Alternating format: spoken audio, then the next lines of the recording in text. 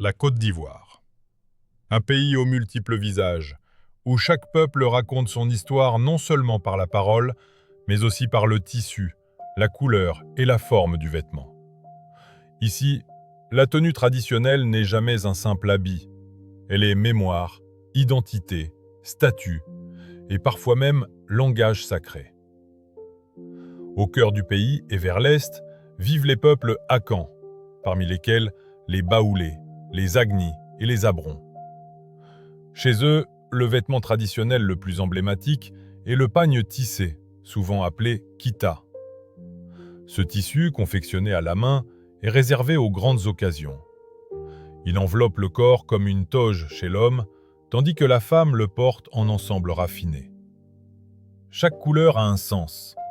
L'or évoque la royauté et la richesse, le noir, la sagesse et les ancêtres, le rouge, le courage.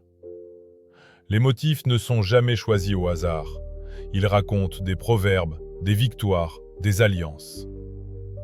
Porter le kita, c'est affirmer sa place dans la société et honorer la tradition. À l'ouest et au sud-ouest, les peuples Krou, comme les Bété, les Wé ou les Dida, expriment une culture vestimentaire plus sobre, mais profondément spirituelle. Les pagnes y sont souvent sombres, les tuniques simples, mais chargées de symboles. Les accessoires prennent une importance particulière, colliers, bracelets, peintures corporelles.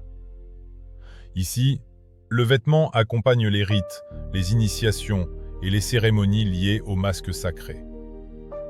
Il ne s'agit pas d'élégance ostentatoire, mais de connexion avec l'invisible et les forces ancestrales. Plus au nord et au nord-ouest, les peuples mandés, tels que les Malinké, les Dansé, les Gouro, portent fièrement le grand boubou.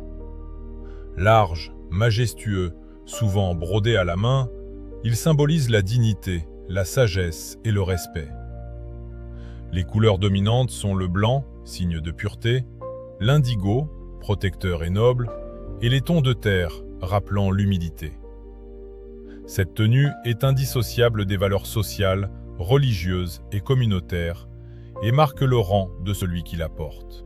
Dans le nord du pays, chez les Sénoufos, la tenue traditionnelle est étroitement liée aux rites initiatiques, notamment ceux du poro.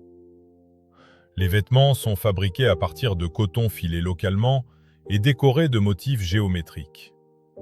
Chaque tunique, chaque pagne, indique l'âge, le statut et le niveau d'initiation. Rien n'est décoratif au hasard.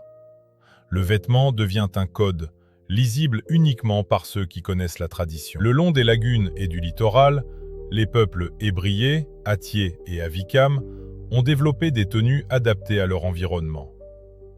Les pagnes sont colorés, légers, accompagnés de perles et de coquillages. L'eau, la fécondité et la protection spirituelle inspirent les formes et les parures.